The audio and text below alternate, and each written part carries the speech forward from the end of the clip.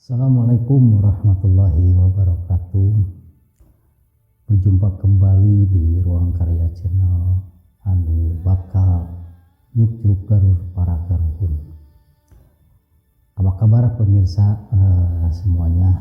Kembali Abah di sini akan ngaguar atau menceritakan sebuah kisah atau sejarah yang ada di tataran Pasundan. Namun sebelum itu di subscribe dulu, di like and share, jangan lupa.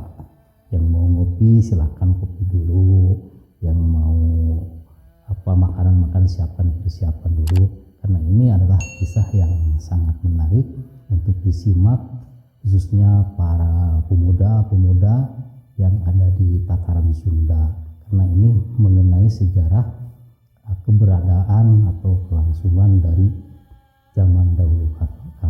Oke, ikuti setelah yang satu ini. Siapkan nyali, kuatkan mental, jangan nonton sendirian. Misteri, sejarah, legenda, semua ada di sini.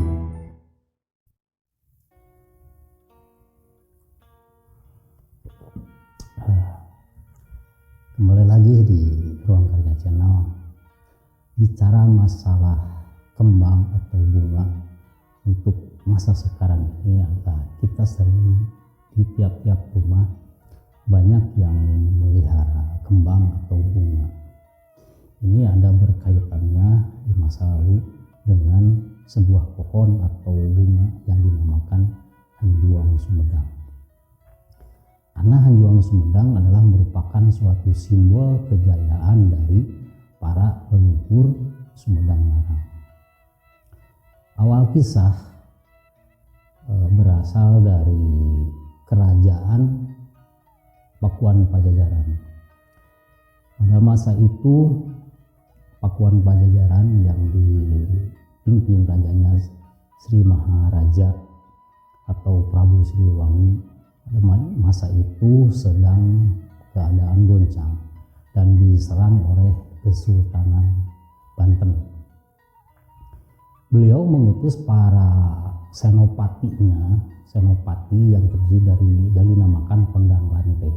Kondang Lante itu ada 4 orang yang ditunjuk, yaitu Sang Hyang Hawu atau Eyang Jaya Perkasa, Kondang Hapa, Kiterang Pewat, dan Nanganan. Nah, keempat prajurit ini atau senopati ini diutus untuk menyerahkan mahkota Binokasi kepada cucunya, yaitu di mana? Di Sumedang Larang. Waktu itu Sumedang Larang masih dalam keadaan kerajaan kecil. Singkat cerita, diutuslah 4 utusan dari kerajaan Pakuan Pajajaran ke Sumedang Larang dengan membawa mahkota Binokasi. Nah, setelah itu kerajaan Sumedang Larang atau kerajaan Pakuan Pajajaran dialihkan kerajaannya menjadi ke Sumedang Larang. Jadi tampuh pimpinan, tampuh kerajaan itu asalnya dari Pakuan Pajajaran Bogor, sekarang menjadi di Sumedang Larang karena Pakuan Pajajaran pada waktu itu sudah hampir kalah, yang dinyatakan kalah lah. Nah, sekarang beralih menjadi Sumedang Larang. Nah, setelah itu tambuh pimpinan dengan keempat senopati itu tetap menjadi senopati, dan rajanya pada waktu masa itu ialah Prabu Gesan Ulun. Yang mana Prabu Gesan Ulun itu ialah keturunan dari Pangeran Santri dan Ratu Pucuk Umun, mempunyai putra yaitu Prabu Gesan Ulun atau Arya Angkawijaya. Nah, singkat cerita, Prabu Gesan Ulun itu ingin mencari ilmu atau memperdalam ilmu agama ke wilayah Cirebon. Nah, setelah itu berangkatlah beliau ke Cirebon dengan membawa keempat senopati. Setelah singgah berguru ke gurunya di Cirebon dan singgah ke kerajaan Cirebon. Ya.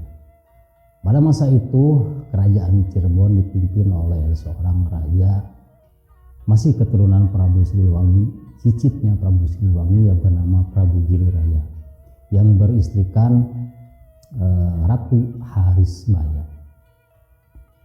Namun Prabu Gesan Ulun dan Ratu Harisbaya ada kisah cinta waktu masih lajang. Pada masa itu beliau itu adalah menjalin hubungan cinta.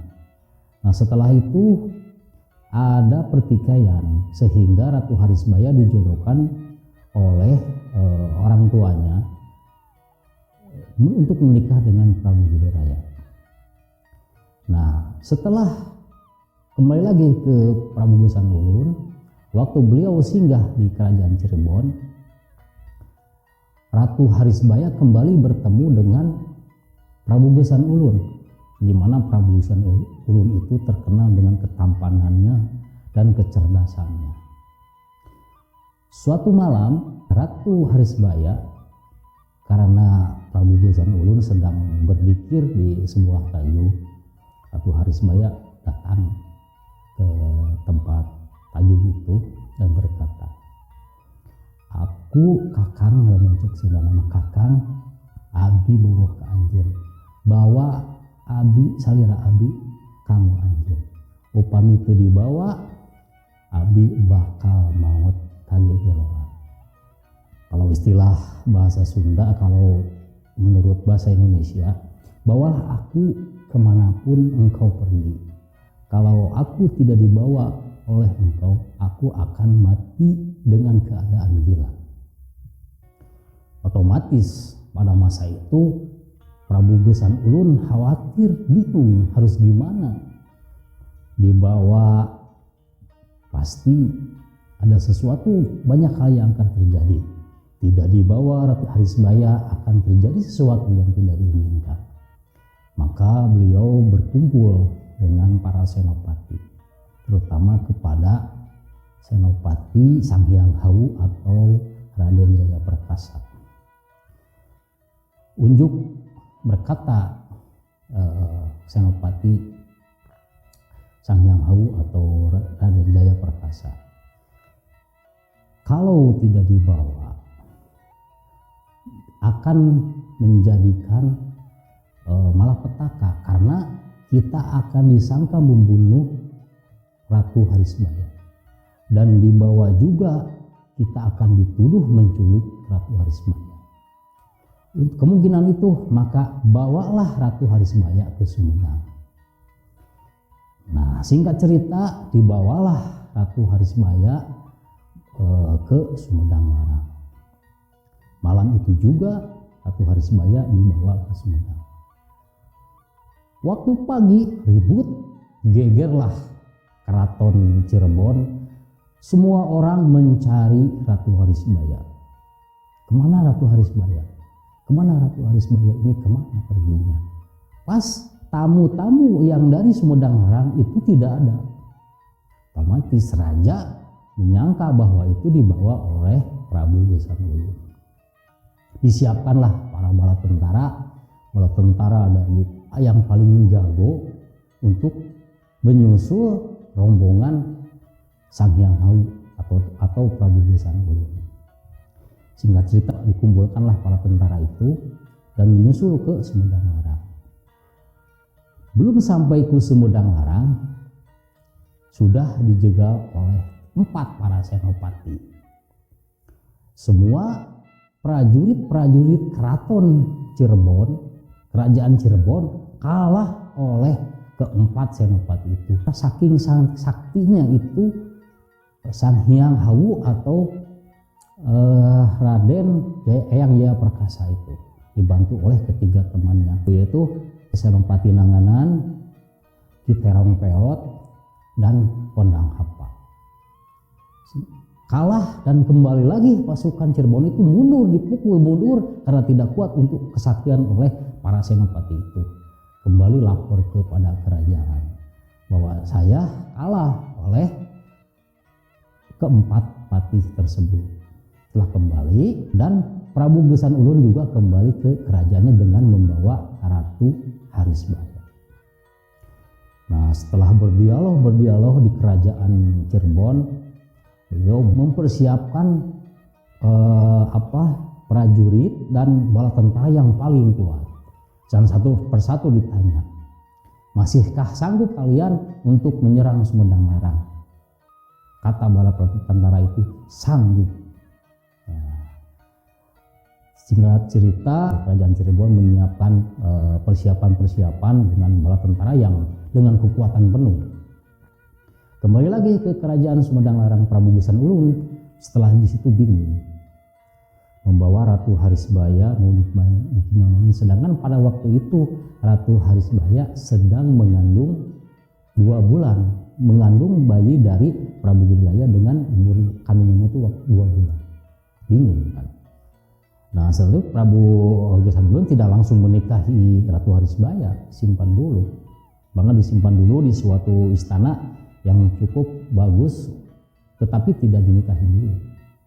Nah, setelah itu kembali berkumpul, gimana Sang Hyang Hau selanjutnya kita ini akan Cirebon datang, tentunya akan membawa bala tentara yang cukup kuat. Dengan gagah, dengan berani, Sang Hyang Hau atau Raden Jaya Prakasa berkata, kalau kata Sunda, masyarakat Sumedang Larang caricing, biarlah saya bios simkuring, bios kaula anu bakal nganyang harepan eta prajurit-prajurit Cirebon. Dia berjanji bahwa saya siap untuk melawan kerajaan Cirebon, prajurit Cirebon dengan saya sendiri, dengan keempat temannya, jangan membawa masyarakat Sumedang Larang. Nah, menanamlah beliau hanjuang, sebuah kembang atau pohon hanjuang Sumedang di alun-alun Kutamaya pada waktu itu ditanamlah, dan memberi amanat kepada sang raja, kepada Prabu Gesan Ulun, ini saya menanam, hamba menanam ini pohon, dan apabila pohon ini layu berarti saya sudah mati, dan gugur di medan perang. Begitu kata Sang Hyang Hau Raden Jaya Prakasa. Dia berjanji, selama ini Hanjuang Sumedang masih hidup, berarti saya masih hidup. Begitu katanya. Ditanamlah Hanjuang Sumedang di alun-alun Kutamaya. Hari waktu berlalu, benar dengan nyata dan benar kerajaan dari Cirebon datang ke perbatasan Sumedang. Dengan gagah berani, keempat prajuritnya itu menghadapi prajurit Cirebon. Dan berhasil untuk kedua kalinya dipukul mundur oleh keempat prajurit tersebut. Saking semangatnya Senopati Sang Hyang Hau melawan itu prajurit kerajaan Cirebon sampai terbirit-birit, sampai terkocar-kacir. Jadi siluas Sunda mah sieun lah lompatan kamana we pabulincai. Itu sampai Sang Hyang Hau itu lupa untuk pulang sampai 3 hari 3 malam. Saking semangatnya untuk menyerang kerajaan Cirebon. Nah, setelah 3 hari yang 3 temannya itu pulang ke Kutamaya, ke Sumedang Larang, dan melaporkan bahwa kemungkinan Sang Hyang Hau atau Raden Jaya Prakasa telah gugur. Dikatakan seperti itu, Prabu Gesan Ulun bingung, karena Sang Hyang Hau Raden Jaya Prakasa itu sangat diandalkan, dari segala sisi sangat diandalkan. Gimana sekarang kalau Sang Hyang Hau sudah wafat, sudah gugur di medan perang, gimana kita? Kita akan kalah oleh kerajaan Cirebon. Dan atas perintah atau anjuran ketiga temannya itu, yaitu Nanganan, Pondang Hapa, dan Ki Terong Peot, pindahlah Prabu Gesan Ulun dari Kutamaya ke Dayeuh Luhur tanpa melihat Hanjuang Sumedang, bahwa Hanjuang Sumedang itu masih tumbuh dengan subur, tidak layu dan tidak gugur. Dan mereka berangkat ke Dayeuh Luhur. Nah, setelah itu diceritakan lagi Sang Hyang Awu atau Raden Jaya Perkasa pulanglah ke Sumedang Larang. Setelah pulang di Sumedang Larang, melihat keadaan keraton Sumedang, Kutamaya sudah tidak ada siapa-siapa. Marahlah beliau dengan sangat marah. Kenapa sang raja tidak mengindahkan janjinya bahwa selama Hanjuang Sumedang masih hidup, jangan pergi kemana-mana. Dan dilihat ke atas, di sebuah gunung Dayeuh Luhur, Raden Jaya Perkasa melihat bahwa ada gumpalan api unggun. Oh, berarti beliau ke sana dan ternyata benar, mereka sudah pindah ke Dayeuh Luhur. Dan seketika itu beliau menghadap ke Prabu Gesan Ulun. Sang raja, kenapa raja tidak mengindahkan janji saya? Kenapa disuruh tidak pindah tempat, tapi sekarang kenapa pindah ke sini?